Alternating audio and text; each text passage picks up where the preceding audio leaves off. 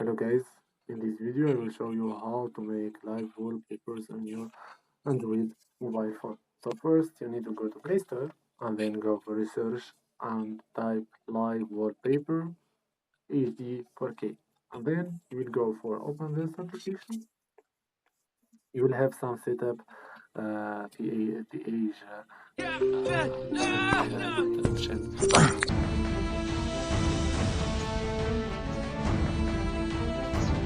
So guys, after loading the AD, so all that you need to do is just browse the wallpapers and you want to go for the live section.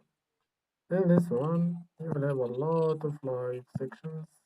I will get this one and go for next. Then you will have this like this one.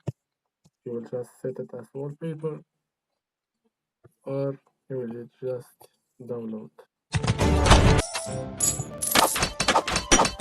So guys, after passing the ad, I will get the set wallpaper and then it will go to let's say the preview one, just press set wallpaper and you will just choose ways that you want to set. That's it.